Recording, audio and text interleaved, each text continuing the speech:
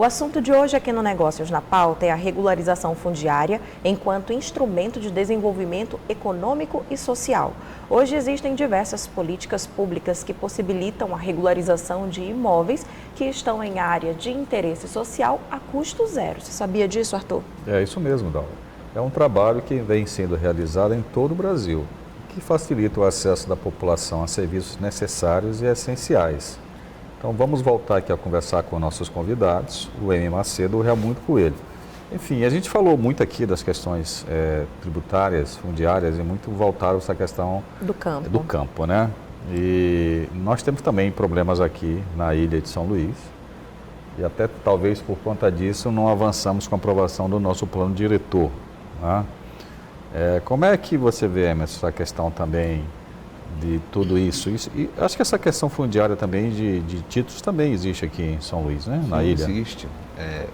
Arthur, é uma situação complexa, mas ela pode ser resolvida, assim como a gente tem tido exemplos de solução na área rural. Basta que as políticas públicas elas sejam vistas com foco no desenvolvimento daquele território. Hoje eu vi uma expressão, e ela é bem interessante. Crescimento não é igual a desenvolvimento. Então, se você tem ali um terreno, uma área que foi invadida, acontece muito aqui em São Luís, ela pode até se crescer, se transformar depois num grande conglomerado urbano, mas não vai se desenvolver. É inchada. Inchada. Então, efetivamente, o poder público precisa intervir na hora certa e evitar que essas invasões, que acabam com a segurança jurídica do proprietário, a gente tem aqui em São Luís indústrias que já fecharam, porque as áreas foram invadidas, ela não conseguiu recuperar as áreas. E da mesma forma, a gente sabe que existem comunidades também que elas tiveram o seu território invadidos por empresários de forma inescrupulosa. A gente tem que ser muito correto nas colocações. E é por isso que o poder público tem que ter firmeza e, na hora certa, intervir e direcionar. Se há uma regularização fundiária com caráter social, como eu falei no outro bloco, existem políticas públicas hoje de reurb, de reurbanização, que fomentam, por exemplo, o programa Casa Verde e Amarela. Existem faixas e você pode acessar essa política creditícia para fazer o pagamento dos emolumentos cartorários, para fazer reforma e ampliação, por exemplo, uma sala, uma cozinha. Você tem recurso público hoje garantido para fazer. Então é importante que os prefeitos, que os agentes públicos, eles façam realmente a busca dessas políticas públicas e que implantem nessas áreas. Eu acho que esse é o caminho que a gente tem mais concreto hoje para resolver problemas de invasões em áreas urbanas, que a gente sabe que infelizmente é muito comum aqui em São Luís. E enquanto você falava, Emerson, eu lembrei de anos atrás uma reportagem que eu fui fazer ali na Avenida Ferreira Goulart, na costa da foz do Rio Anil, e havia um grupo de pessoas chegando para ocupar uma margem ali mesmo na praia do Rio. E uma família muito pobre, muito sofrida, uma mãe com várias crianças pequenas, com pé na lama, chorando absurdamente porque a polícia já estava lá para fazer a retirada daqueles casebres que já estavam começando a ser erguidos. E conversando com ela, ela então me relatou que ela pagou os R$500 que ela conseguiu acumular de anos de trabalho, que é difícil economizar para quem não tem uma renda fixa, e entregou na mão de alguém que seria o loteador, o dono do lote que, meu Deus, não existe, porque é uma área proibida.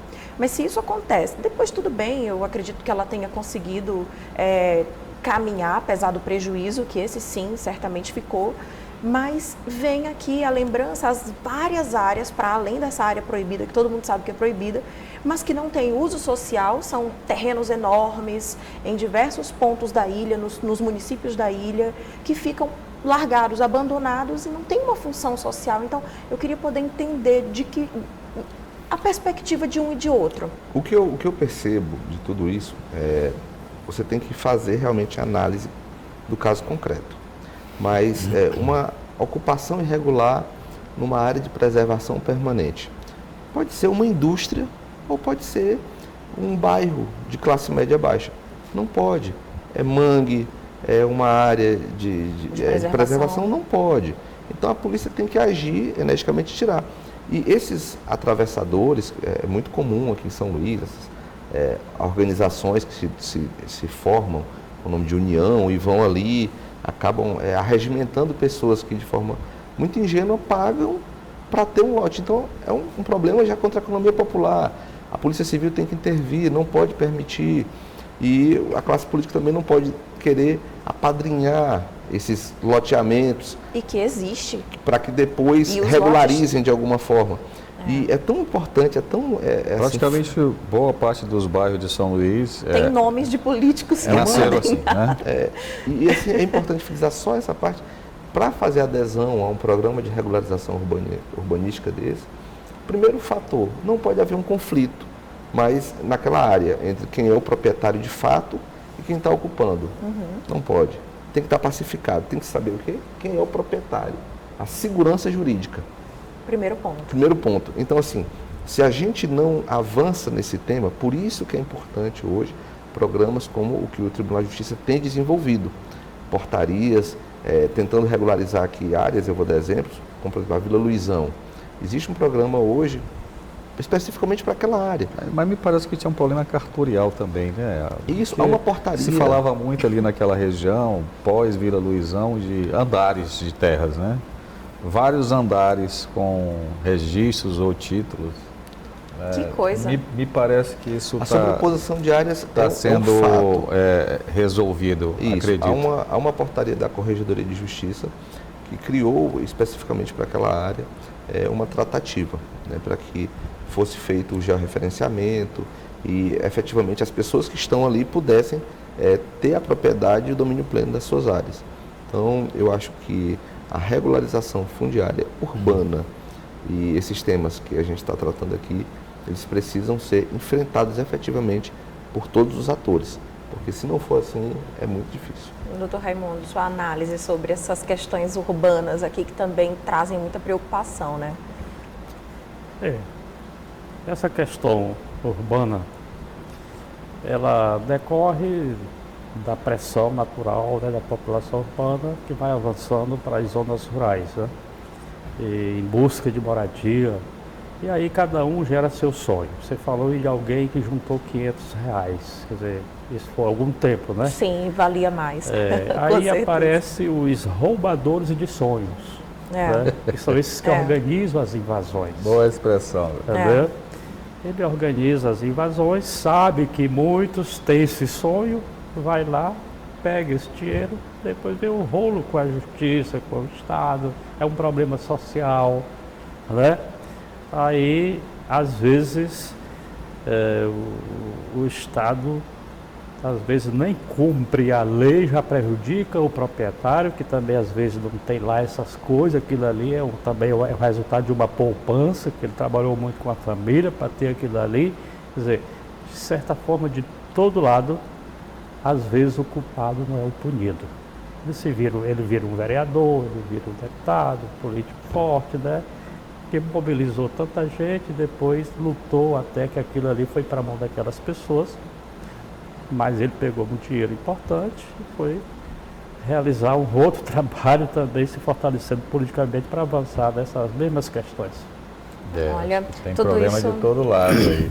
Mas uma coisa que me chama a atenção também, assim, essas questões, interferências políticas e tudo mais, é evidente, a gente acabou de falar, Raimundo, a questão do avanço do agronegócio, né? O agronegócio é uma agricultura altamente mecanizada, com pouco uso de mão de obra.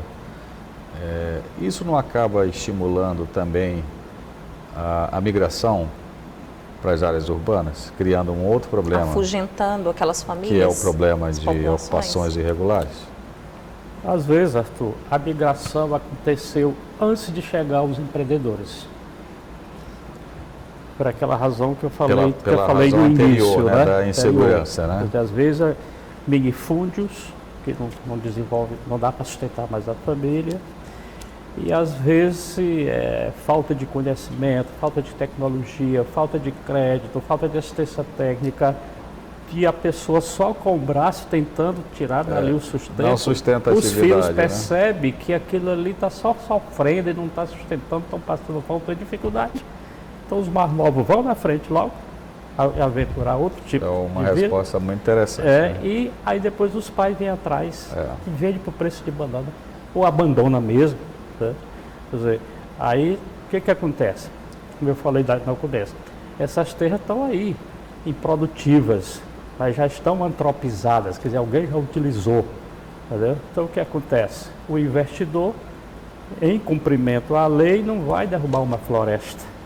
Ele vai oferecer um pagamento bom, uma remuneração boa por aquele pedaço de terra que ele precisa tanto para aumentar o negócio dele, ou para iniciar o negócio, ou para viabilizar o negócio que já está inviabilizado de onde ele veio. Ele veio lá do Paraná, por exemplo. Quer dizer, eu sei que está 100 mil, um hectare, digamos que ele tenha 10 hectares, olha o tanto de dinheiro que dá.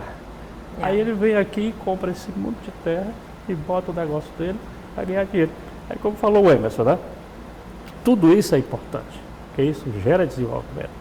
O agronegócio maior usa tecnologia, conhecimento, ele tem uma missão muito importante no Brasil, que é a missão de abastecer mercados internacionais, mercados mundiais, que não tem mais esse espaço, nem o sol, nem a água, nem o tanto de gente que a gente tem para produzir. As condições de produção deles já são bem difíceis.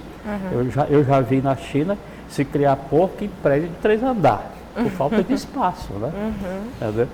Então, o que significa? Que essa venda, essa exportação, além de gerar vários tipos de trabalho, empregos por aqui, e outros pequenos negócios em torno disso aí, ele traz divisas de lá, ele traz dinheiro de lá, que vai circular aqui e vai gerar riqueza e gerar renda.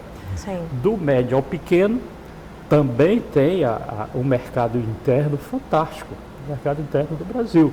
Se cada um olhar para a sua comunidade, essa comunidade, quem tem que abastecer somos nós, com nossos fundos de quintais, dá para abastecer. Né? E toda essa produção depois, interna dos médios ao pequeno, que é onde as políticas públicas devem mais entrar na parte mais de assistência mesmo, né? Quer dizer, isso aí pode gerar uma produção de abastecer o mercado interno, enquanto os outros estão levando lá para fora, então, e ambos estão gerando desenvolvimento. Então, é nisso que eu acredito, é nisso que eu vejo que a política fundiária, ela deve ser um ponto de partida, claro, em seguida a questão da assistência técnica, da capacitação da tecnologia para que o Maranhão possa sair dessa questão de mal avaliado o desenvolvimento econômico e social.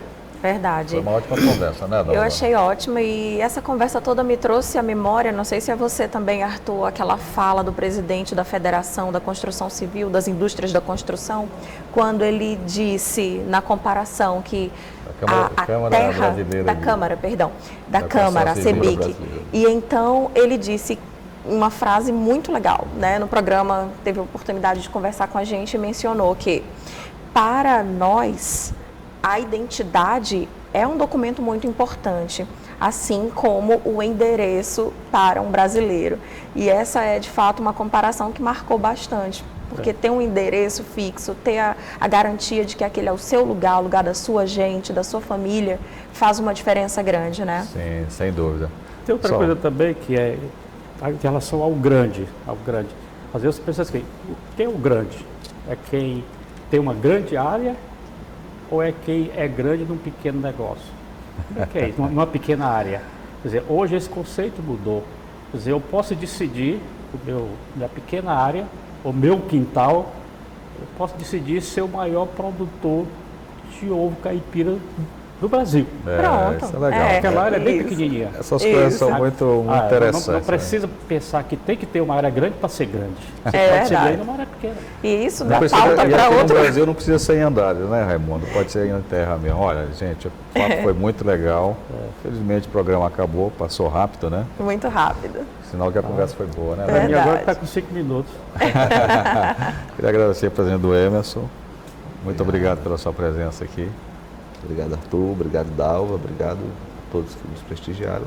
E realmente fica aqui o agradecimento, em nome da Comissão de Agronegócio da OAB, e realmente a disposição de poder contribuir com esses temas que são tão importantes para o agronegócio do Estado. Muito obrigado. Obrigada. Sr. Raimundo. Continuo à disposição. Estou afastado das minhas atividades, iniciando uma outra busca, que é a busca, quem sabe, de um espaço na Frente Parlamentar de Apoio à Agricultura e na Frente Parlamentar de Apoio aos Pequenos Negócios, para continuar essa minha luta de fortalecimento do setor produtivo do Estado do Maranhão. Que bom, é bom contar com sua experiência, não só aqui com a gente, mas na atuação pública no Estado, né? Bem, pessoal, a gente fica por aqui. Obrigado mais uma vez pela sua companhia. O Negócios na Pauta é um oferecimento da B2O Partners. Todos os programas estão disponíveis nas nossas redes sociais. É só seguir Negócios na Pauta. Uma boa semana para você e até o nosso próximo encontro. Tchau!